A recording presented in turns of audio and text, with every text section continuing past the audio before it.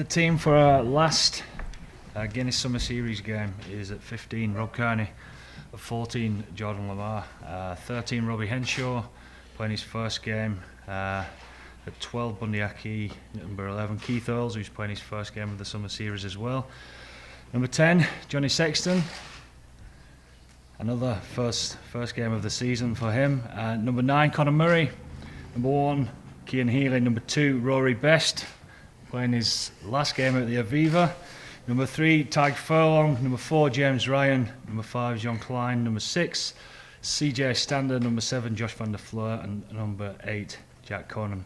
On the bench, 16 Sean Cronin, 17 Dave Kilcoyne, 18 Andrew Porter, 19 Ian Henderson, 20 Rhys Ruddock, Luke McGrath at 21, Jack Carty at 22, and Gary Ringrose at 23. Andy, all those guys that you mentioned coming in for their first game, all fit and 100% ready to go? Raring to go. I've been held back for at least a week or two, and can't wait to get going this weekend. Just in terms of Keith Earl particularly, he was given a couple of extra weeks with that knee issue.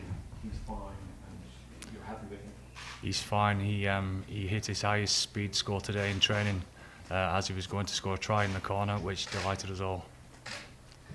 Just overall, the performance on Saturday, are you looking for that to be up there with what you're going to require against Scotland in a little more than Of course, yeah. It's our last game before we get on the plane on Wednesday, so we're after a performance that we're proud of. There's an extra reason for that with it being Rory's last game at the Aviva and Joe's as well, obviously.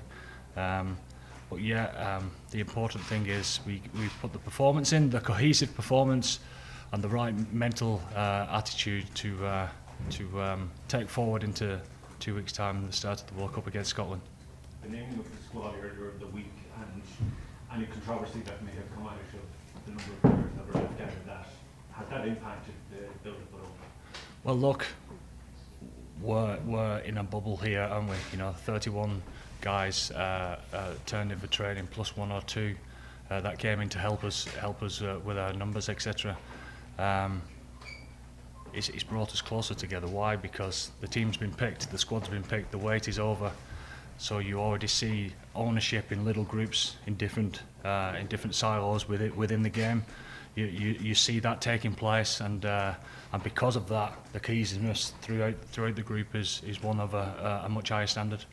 Rory, I'll come to your last game in a second, but this is the same question as asked of Andy. That kind of impacts. I know there is a bubble mentality, but some of it has to seep in. Yeah, look, I think Faz is right. And just when you get down to that 31, it's funny how taking 9-10 players out of it, the place just seemed like there's so much more room, and you can get into your smaller groups a lot easier, and like ultimately, now, obviously, hopefully not, but barring a couple of injuries on Saturday or whatever, this is the 31 players plus the management that are there that are going to take us to the World Cup, and with that, you get a bit of confidence, you get an extra spring in your step amongst the players there, and I think it's a great time to be around the squad, because you don't feel that sword's hanging over your head anymore. You know that you're in, and you can just roll up the sleeves and get on with trying to produce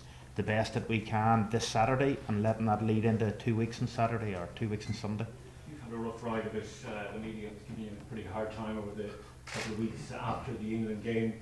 Is there any sense that, as you say, with the squad finalised now, that you can come together, and how do you feel, if you like, the form and the atmosphere within the camp is? Are you ready to go to Japan and win that trophy?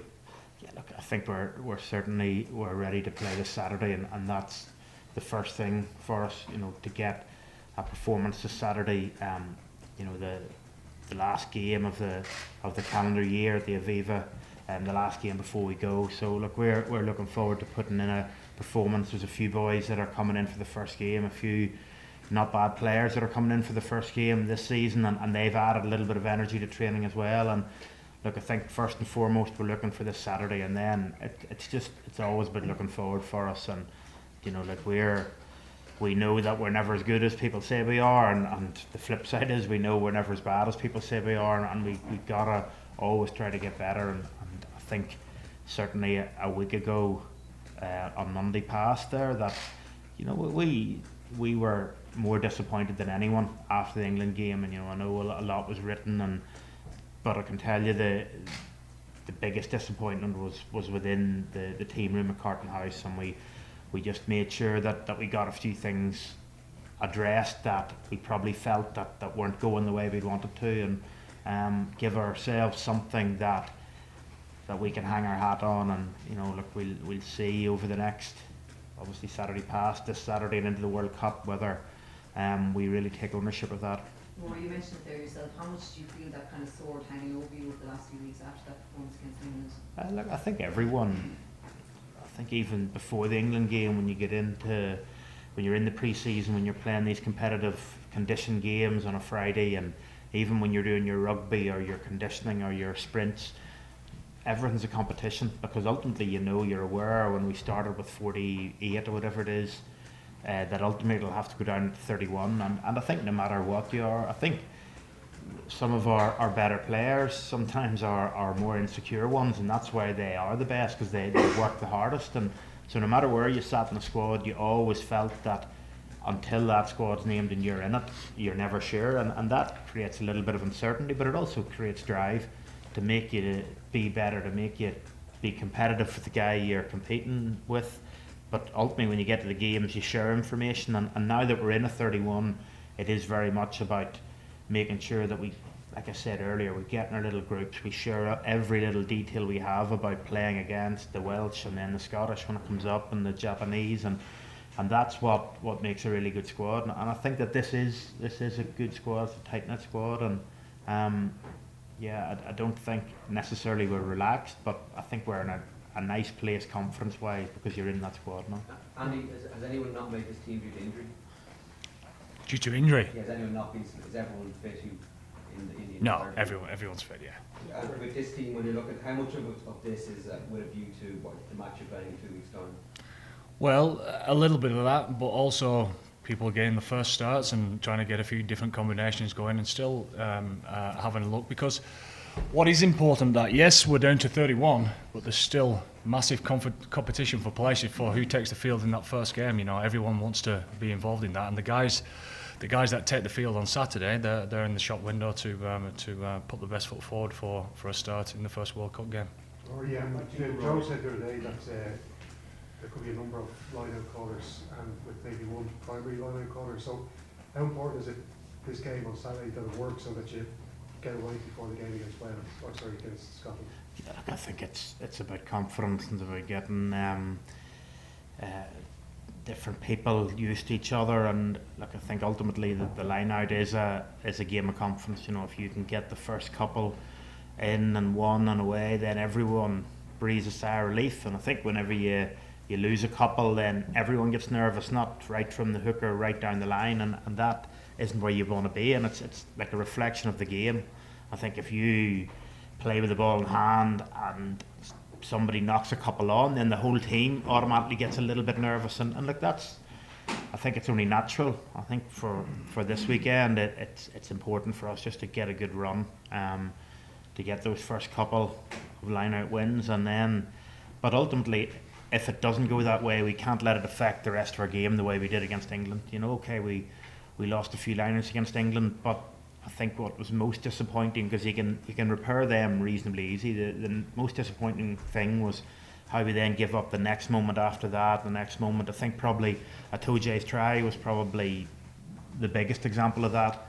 We lost a line out, and then we let them get the ball back, set a phase up, and then really score relatively easy under the post, because we just weren't focused on trying to win that next moment and try to get the upper hand back with our actions, and that was as disappointing as the line out not functioning. Take last one. Yeah, Rory, just on Saturday, obviously cap 120, rolling that one up. Your last home game, what's it likely to be for you, and what are the emotions?